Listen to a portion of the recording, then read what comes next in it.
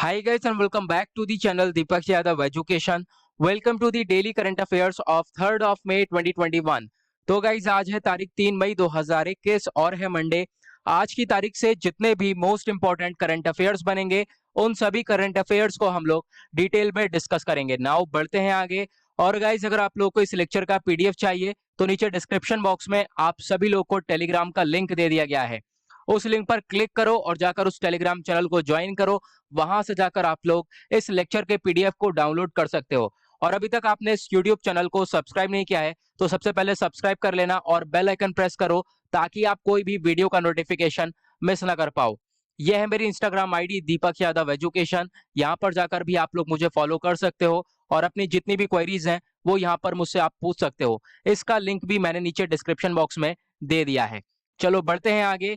ये आता है हमारा आर्टिकल नंबर 1। और इससे पहले मैं आप लोगों को बता दूं कि इतने दिनों से हमारा ये डेली करंट अफेयर का वीडियो अपलोड नहीं हो पा रहा था। नाउ आज से ये वीडियो भी कंटिन्यू होने वाला है। तो पहले जैसे हम लोगों के ये दो वीडियो कंटिन्यूअस अपलोड हुआ करते थे उसी तरीके से अब ये वीडियोस भी अपलोड हुआ करेंगे। ओके, नाउ वापस से हम लोग अपने रिदम के ऊपर आ चुके हैं। तो पहला जो आर्टिकल है इसके अंदर बताया गया है पब्लिक बिल्डिंग्स और फायर सेफ्टी को लेकर। आज के टाइम पर जब कोविड 19 के केसेस लगातार देखने को मिलेंगे, बढ़ते ही जा रहे हैं, बहुत सारी क्रिटिकल सिचुएशन क्रिएट हो रही है, तो उस टाइम पर बहुत सारे हॉस्पिटल्स ऐसे नजर आ रहे हैं जहां पर कोविड 19 पेशेंट्स की डेथ हुई है। रीजन क्या है? क्योंकि उन हॉस्पिटल्स के अंदर आग लग गई है। तो एक तो दुखद बात यह है कि डेली बेसिस पर कोविड के केसेस बढ़ते जा रहे हैं। उसके साथ साथ एक दूसरी दुखद खबरें लगातार हम लोगों को देखने को मिल रही हैं।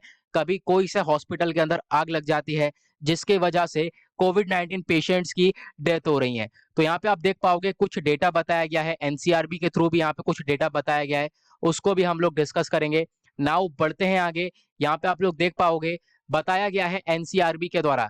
एनसीआरबी की फुल फॉर्म है नेशनल क्राइम रिकॉर्ड्स ब्यूरो। इसने बताया लगभग 330 पीपल की जान चली गई है कमर्शियल बिल्डिंग्स में। रीजन क्या है? रीजन यह है कि उन बिल्डिंग्स के अंदर आग लग गई थी। और अभी हम लोग डेली द हिंदू न्यूज़पेपर पढ़ते हैं तो उसके अंदर भी देखते रहते हैं। अभी हाल ही में एक दो दिन पहले गुजरात के अंदर एक हॉस्पिटल के अंदर आग लगी जिसकी वजह से 18 लोगों की जान गई। उसी तरीके से बहुत सारे हॉस्पिटल्स के अंदर ये हम लोग आग लगते हुए देख रहे हैं आज के टाइम पर। एक तरफ सिचुएशन काफी क्रिटिकल है जहां पर कोविड 19 पेशेंट्स लगातार बढ़ते हुए नजर आ रहे हैं, उसके साथ साथ यहाँ पर दूसरी तरफ ये सिचुएशन भी हम लोग को देखने को मिल जाती है। रीजंस क्या क्या है? रीजंस देखो, अच्छे से सेफ्टी लॉज वहां पर नहीं देखने को मिलेंगे जिन जिन बिल्डिंग्स के अंदर आग लगी है। साथ ही साथ वहां पर मॉडर्न टेक्नोलॉजीज नहीं है, यानी कि ऐसी बिल्डिंग्स जहां पर हमने अभी हाल ही में देखा काफी हद तक आग लगी है वहां पर कोई मॉडर्न टेक्नोलॉजीज नहीं है। तो उसकी वजह से भी यहाँ पर ये सिचुएशन देखने को मिली है। उसके बाद खासकर अगर हम देखें तो जो मेन सेक्टर है हॉस्पिटल्स का, वो मेन सेक्टर कौन सा है जहां पर सबसे ज्यादा आग ने कैप्चरिंग की है? वो है आईसीयू, जिसको हम लोग बोलते हैं इंटेंसिव केयर यूनिट्स। यहाँ पर लॉट ऑफ ऑक्सीजन आप लोगों को देखने को मिल जाता है। उसकी वजह से भी काफी हद तक जो रिस्की वाला एरिया है पूरे हॉस्पिटल्स के अंदर वो है आईसीयू वाला एरिया। वहां पर सबसे ज्यादा आग लगी है और आईसीयू के पेशेंट्स की भी काफी हद तक डेथ हुई है due to the fire. Okay, now अब यहाँ पर हमें काम क्या करना है? काम ये करना है कुछ स्पेसिफिकेशंस गाइडलाइंस वगैरह लेकर चलनी है ताकि हम लोग क्या कर सके इन हॉस्पिटल्स के अंदर ये जो इस टाइप की सिचुएशन देखने को मिल रही है उसको हम लोग कम कर सकें। ओके, तो यहाँ पर एक छोटा सा आर्टिकल था, एक अवेयरनेस वाला आर्टिकल था। आई होप आप लोगों को ये क्लियर हो गया होगा। नाउ आते हैं आर्टिकल नंबर 2 की तरफ। यहाँ पे बात करी गई है इंटरनेशनल लेबर डे के बारे में। तो काफी पॉपुलर आर्टिकल है, हमारे वन डे एग्जाम के पॉइंट ऑफ व्यू से भी काफी ज्यादा इंपॉर्टेंट हो जाता है। देखो, इंटरनेशनल लेबर डे इसको हम लोग मई डे भी बोलते हैं और अभी यहाँ पर इस डे को सेलिब्रेट किया गया है पूरे वर्ल्ड में 1 मई को। तो आपको याद रखना है कि ये जो दिन है इसको सेलिब्रेट किया जाता है 1 मई को। ये काफी हद तक आपको ध्यान रखना है, ऐसे क्वेश्चन वन डे एग्जाम में बहुत पूछे जाते हैं। नाउ इंटरनेशनल लेबर डे भी बोलते हैं इसको, इंटरनेशनल वर्कर्स डे भी बोलते हैं। ये दोनों यहाँ पर इसको मई डे के नाम से भी बोला जाता है क्योंकि ये मई के महीने में आता है। तो पहली तारीख को इसको सेलिब्रेट करते हैं, ध्यान रखना। अब यहाँ पे अगर हम बात करें जो ये दिन है इसको सेलिब्रेट किया जाता है ताकि जो हमारे वर्किंग मैन हैं, वेमेन हैं, इनका काफ़ी हद तक कंट्रीब्यूशन है। इन्होंने बहुत कंट्रीब्यूट किया है, ठीक है, हमारी सोसाइटी के प्रति। तो उनको श्रद्धांजलि देना, जिनकी यहाँ पर आप कह सकते हो जो वर्कर्स सैक्रिफाइस कर चुके हैं, अपने इकोनॉमिक सोशल राइट्स के लिए लड़े हैं काफ़ी हद तक दुनिया भर में, तो फिर उनके प्रति यहाँ पे ट्रिब्यूट पे करना, ये यहाँ पर इस दिन पर हम लोग ये चीज़ें सेलिब्रेट करते हैं। और अगर हम लोग डेट ऑफ ऑब्जर्वेंस के बारे में बात करें, यानी इस मई डे को कब ऑब्जर्व किया जाता है, तो 1 मई को ऑब्जर्व किया जाता है। इतनी सी चीज है जो कि आपको यहाँ पर ध्यान रखनी है इसमें, और ज्यादा कुछ नहीं है। और दूसरी इंपॉर्टेंट चीज, इंडिया का सिनेरियो क्या है इस डे को लेकर। तो भारत के अंदर जो पहला लेबर डे था, यानी मई डे था, इसको सेलिब्रेट किया गया था 1923 में। सबसे पहली बार कब सेलिब्रेट, कहाँ पर सेलिब्रेट हुआ था? ये हुआ था चेन्नई के अंदर। इस चीज के ऊपर फोकस करना है, ये चीज इंपॉर्टेंट हो जाती है। आते हैं आर्टिकल नंबर 3 की तरफ। ये काफी इंपॉर्टेंट आर्टिकल है। हाल ही में बहुत ज्यादा न्यूज के अंदर था, वर्ल्ड मिलिट्री स्पेंडिंग के बारे में बात की गई है। कौन कौन सी टॉप की कंट्रीज हैं जिन्होंने अपने मिलिट्री के ऊपर सबसे ज्यादा खर्चा किया है, तो उसके बारे में डिस्कशन करेंगे। इंडिया की क्या रैंक है इसमें, वो भी हम लोग देखने वाले हैं। तो ये जो वर्ल्ड मिलिट्री स्पेंडिंग है, तो जो टोटल ग्लोबल मिलिट्री स्पेंडिंग है, यानी कि पूरे दुनिया की अगर हम देखें, तो जो मिलिट्री के ऊपर खर्चा हुआ है वो काफी हद तक बढ़ता हुआ नजर आया है as compared to the previous year. यहाँ पे देख पाओगे कितना खर्चा हुआ है, 1981 बिलियन डॉलर्स तक का यहाँ पे ये एक्सपेंडिचर देखने को मिला है। और अब यहाँ पे ये इंक्रीमेंट देखने को मिला है लगभग 2.6% से, लगभग 2.6% से इंक्रीमेंट हुआ है। यानी कि अब जो है एक्सपेंडिचर थोड़ा सा ज्यादा हुआ है मिलिट्री के ऊपर। ये डेटा दिया गया है साल 2020 के लिए। और ये जो नया डेटा है इसको पब्लिश किसने किया है? इसको पब्लिश करा गया है सिप्री के थ्रू। और ये सिप्री की फुल फॉर्म याद रखना, ये भी बहुत ज्यादा न्यूज के अंदर रहती है। इसकी फुल फॉर्म है Stockholm International Peace Research Institute. ये इसी तरीके का डेटा लेकर आती है। और यहाँ पर ये एक नया डेटा लाया गया है जिसके अंदर ये सारी चीजें बताई गई हैं कि जो साल 2020 है उसके अंदर 5 सबसे बड़े स्पेंडर हैं। स्पेंडर मतलब कि जिन्होंने मिलिट्री के ऊपर सबसे ज्यादा खर्चा किया है, वो टॉप 5 कंट्रीज कौन सी हैं? तो यहाँ पे आप देख पाओगे, ये लगभग जो टॉप 5 कंट्रीज हैं वो ग्लोबल मिलिट्री एक्सपेंडिचर का 62% तक कवर करती हैं, जिसमें कि यूनाइटेड स्टेट्स है, चाइना है, इंडिया है, रशिया है और यूके है। ये मेन 5 कंट्रीज हैं जो कि टॉप पर आती हैं, जो कि सबसे ज्यादा मिलिट्री के ऊपर स्पेंड करती हैं। और ये जो 2.6% तक इंक्रीमेंट देखने को मिला है, और ये जो इंक्रीमेंट देखने को मिला है, ये लगभग उस साल में देखने को मिला है जब सबकी जो जीडीपी है, ग्रॉस डोमेस्टिक प्रोडक्ट, वो कम हो रहा था 4.4% से। अब ये जो जीडीपी है, मतलब कि जो कंट्री की इकोनॉमी है, वो डाउन हो रही थी सबकी। क्यों? इसके पीछे का मेन रीजन क्या है? कोविड-19 पैंडेमिक, जिसकी वजह से बहुत सारी कंट्रीज की, ओवरऑल वर्ल्ड की इकोनॉमी जो है वो काफी हद तक डाउन हुई है। लेकिन ये जो जीडीपी श्रैंक होने के बावजूद भी जो वर्ल्ड मिलिट्री स्पेंडिंग है वो इंक्रीज हुई है 2.6% से। ये एक छोटा सा डेटा है। और 2020 में जो यूएस की मिलिट्री एक्सपेंडिचर है, ये सब ने इसमें सबसे ऊपर टॉप किया है। और इसने रिप्रेजेंट किया है लगभग 4.4% से इंक्रीमेंट देखने को मिला है साल 2019 के कंपैरिजन में। और जो यूएस है वो बिल्कुल टॉप पर है, सबसे ज्यादा पैसा खर्च किया है यूएस ने अपनी मिलिट्री के ऊपर। ये एक टॉप का आर्टिकल था जो कि काफी दिनों पहले इसको कवर किया गया था। हम लोगों ने इन वीडियोस को प्रिपेयर नहीं किया था, उस वजह से ये आर्टिकल पीछे रह गया था। तो नाउ फाइनली हमने इसको यहाँ पर डिस्कस कर लिया है। आते हैं एक और इम्पोर्टेंट आर्टिकल की तरफ। यहाँ पर बात करी गई है गुरु तेग बहादुर जी के बारे में। तो जो हमारे प्राइम मिनिस्टर हैं उन्होंने इस चीज के बारे में दर्शाया है, जो भी हमारे आप कह सकते हो जो श्री गुरु तेग बहादुर जी हैं, इनका 400वां प्रकाश पूरब मनाया गया है। तो इसके बेसिस पर हम लोग इनके बारे में जानेंगे, क्योंकि ये काफी हद तक न्यूज के अंदर भी हैं। तो यहाँ पे आप देख पाओगे जो गुरु तेग बहादुर जी हैं, इनका जन्म हुआ था 1621 में और डेथ हो गई थी 1675 में। ये चीज हमारे लिए इंपॉर्टेंट नहीं है, बट यहाँ पर ये चीज बहुत इंपॉर्टेंट है। आपको मालूम होगा 10 जो है वो सिख रिलीजन के टॉप गुरुज माने जाते हैं। और उन टॉप गुरुज में से, उन 10 में से जो 9वें नंबर पर गुरु माने जाते हैं, वो गुरु तेग बहादुर जी हैं। तो he was the 9th of 10 gurus of the six religion. ये पॉइंट जरूर ध्यान रखना है। आप कह सकते हो इनका जो जन्म हुआ था, इनको जाना जाता था त्यागमल के नाम से, फिर उसके बाद इनको तेग बहादुर जी के नाम से जाना गया। और यहाँ पे ये जो तेग बहादुर नाम है, ये दिया गया था इनको बाय गुरु हरगोबिंद जी। यहाँ पे गुरु हरगोबिंद जी ने ये नाम दिया था तेग बहादुर इनको। क्यों? क्योंकि इनकी बहादुरी को देखते हुए एक बैटल चली थी अगेंस्ट द मुगल्स, तो उस बैटल में इन्होंने काफी अपनी बहादुरी दिखाई, उसको देखते हुए ये नाम इनको दिया गया। इनकी फैमिली के बारे में अगर हम लोग बात करें तो इनके फादर सिक्स्थ गुरु थे। तो आपको ध्यान रखना है इनके फादर ये टॉप 10 गुरुज में से छठे गुरु रह चुके हैं, और वो छठे गुरु का नाम क्या था? गुरु हरगोबिंद। और इनके सन गुरु गोबिंद सिंह ये 10th गुरु बने थे, 10th सिख गुरु, तो इसके बारे में आपको ध्यान रखना है। और ये खुद जो है गुरु तेग बहादुर जी, ये 9वें नंबर के गुरु थे एंड द सिख रिलीजन। उसके बाद इनके लाइफ और वर्क्स के बारे में अगर हम बात करें तो इन्होंने एक शहर बनाया था, एक शहर बिल्ड किया था आनंदपुर साहिब। ओके, कहां पर? रूपनगर, रोपर डिस्ट्रिक्ट, जो शिवालिक हिल्स है उसके किनारे पर, सतलज रिवर इन पंजाब, वहां पास में ही ये एरिया है, वहां पर इस शहर को बिल्ड किया गया। और यहाँ पे आपको ध्यान रखना है इन्होंने लगभग 100 पोएटिक, आप कह सकते हो 100 से भी ज्यादा पोएटिक भजन थे टू ग्रंथ साहिब में कंट्रीब्यूट करा इन्होंने।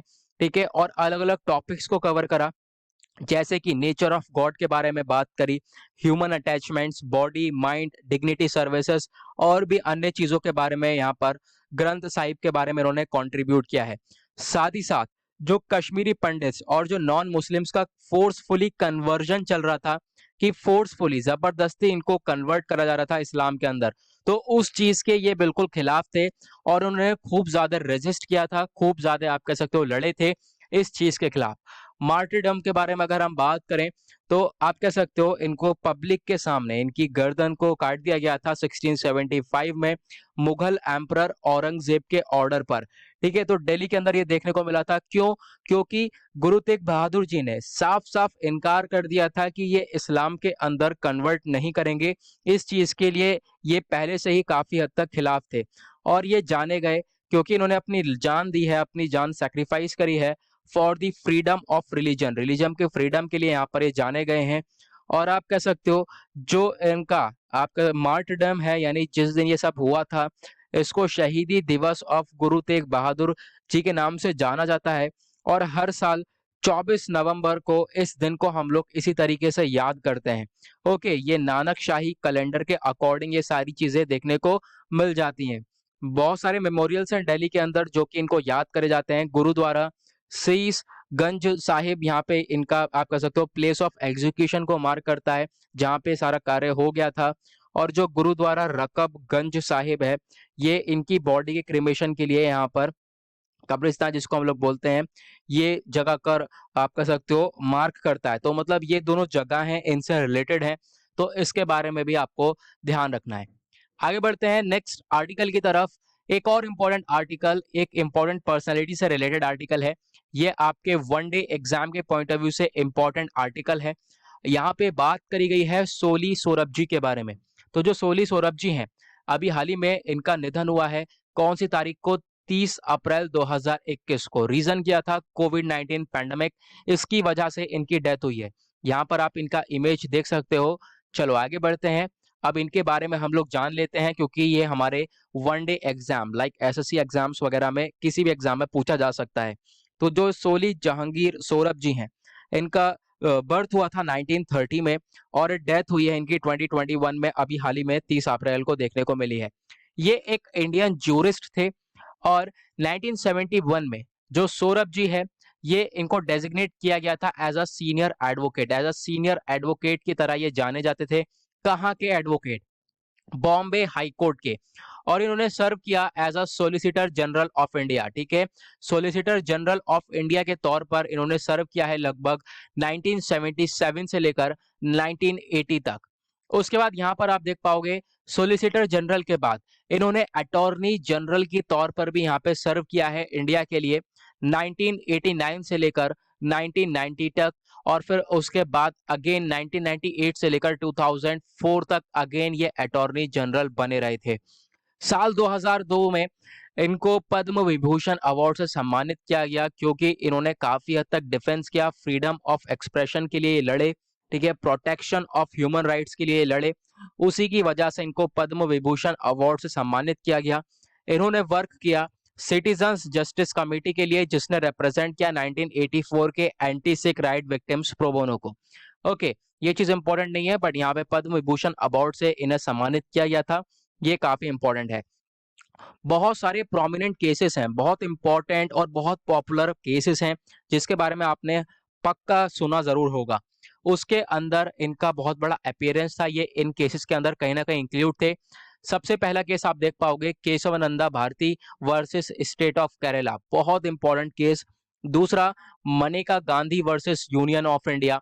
तीसरा, SR Bommai versus union of India. उसके बाद IR Coelho versus state of Tamil Nadu. ये इंपॉर्टेंट केसेस हैं। ये आपने लक्ष्मीकांत पढ़ी होगी तो इनके बारे में जिक्र बहुत जगह पर हुआ है, आपने इनके बारे में जरूर कहीं ना कहीं पढ़ा होगा। उसके साथ साथ ये इंपॉर्टेंट एक और केस था, BP Singhal versus union of India, उसके अंदर भी ये अपीयर हुए थे। तो ये इंपॉर्टेंट केसेस हैं जिसके बारे में आप कह सकते हो जो भी पॉलिटिक्स से रिलेटेड पढ़ाई करता है ये तो इंपॉर्टेंट ही है। उसके बारे में यहाँ पर इन केसेस के अंदर इनका बहुत बड़ा अपीयरेंस था। आते हैं एक और इंपॉर्टेंट आर्टिकल की तरफ। इस टाइप के आर्टिकल यूपीएससी बहुत पूछता है।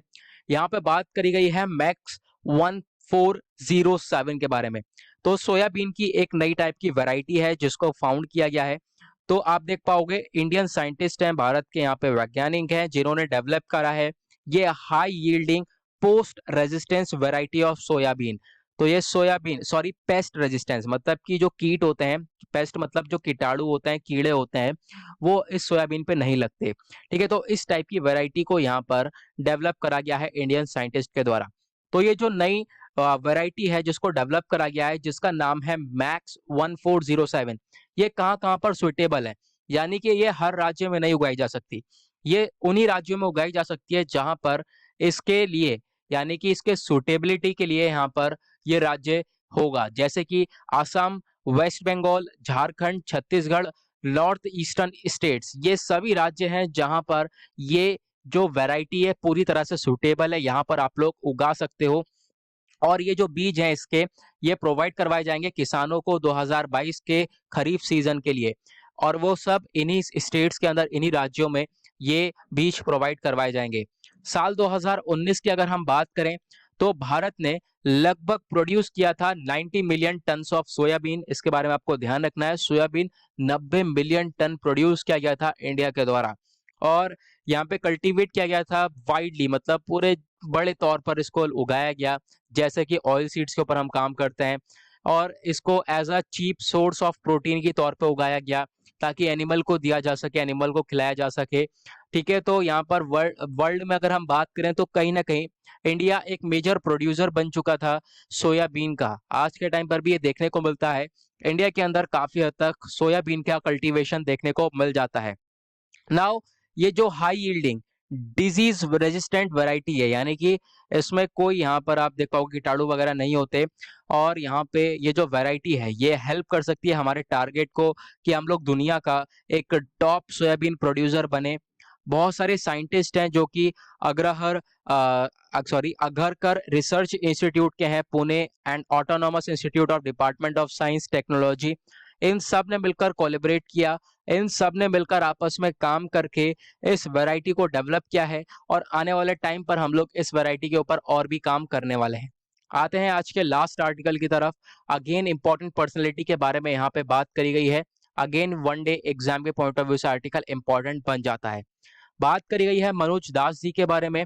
तो जो हमारे प्राइम मिनिस्टर हैं नरेंद्र मोदी जी, इन्होंने अपने दुख प्रकट किए क्योंकि ये श्री मनोज दास जी इनका डेथ हो गया है, इनकी डेथ हुई है, उसकी वजह से ये न्यूज के अंदर है। ये काफी पॉपुलर एजुकेशनिस्ट है, पॉपुलर कॉलमनिस्ट है, प्रोलिफिक राइटर भी ये रह चुके हैं। पिक्चर मैंने आप लोगों को यहाँ पर दिखा दिया है, एक बार आप लोग यहाँ पर नजर मार सकते हो। मनोज दास, इनका जन्म हुआ था 1934 में, 2021 में अभी डेथ हुई है। ये एक इंडियन ऑथर थे जिन्होंने उड़िया और इंग्लिश के अंदर काफी सारी चीजें लिखी हैं, और इन्होंने कुछ आप कह सकते हो प्रकाश डाला है इंडिया के लिटिल नोन फैक्ट्स के ऊपर, यानी जो फ्रीडम स्ट्रगल है उससे रिलेटेड बहुत सारे फैक्ट्स हैं जिसके ऊपर उन्होंने प्रकाश डाला, जिसकी वजह से इनको मिला था फर्स्ट श्री औरोबिंदो पुरस्कार। ठीक है, ये भी इनको दिया गया था, इसके बारे में आपको ध्यान रखना है। और भी बहुत सारे अलग अलग पुरस्कार इनको दिए गए इनके काफी पॉपुलर कार्यों की वजह से। साल 2000 में मनोज दास जी को अवार्ड दिया गया, सरस्वती सम्मान, यानी सरस्वती सम्मान से इनको सम्मानित किया गया। उसके बाद पद्मश्री 2001 में इनको पद्मश्री से सम्मानित किया गया। 2020 में इनको पद्म भूषण से सम्मानित किया गया। क्यों सम्मानित किया गया? क्योंकि इन्होंने बहुत ही ज्यादा कंट्रीब्यूट किया है लिटरेचर और एजुकेशन की फील्ड में। उसके बाद यहाँ पे आप देख पाओगे केंद्र साहित्य अकादमी, यहाँ पर ये आप कह सकते हो एक हाईएस्ट अवार्ड बोला जाता है, लिटरेरी अवार्ड, तो ये भी इनको प्रोवाइड किया गया था। ये आप लोग को ध्यान रखना है। ये थे कुछ आज के इंपॉर्टेंट आर्टिकल्स। आई होप आप लोग को सभी आर्टिकल क्रिस्टल क्लियर हो गए होंगे। नाउ इसी के साथ करते हैं हम लोग अपने इस लेक्चर को समाप्त। और जाते जाते एक चीज और, अगर आप लोगों को कोई भी प्रॉब्लम्स होती हैं तो नीचे डिस्क्रिप्शन बॉक्स में इंस्टा लिंक दे रखा है मेरा, वहां पे जाकर आप लोग जरूर फॉलो करना और अपनी क्वेरीज मुझसे जरूर पूछना। नाउ करते हैं वीडियो का एंड, मिलते हैं आप लोगों से नेक्स्ट वीडियो में। तो आज के लिए bye bye, have a nice day.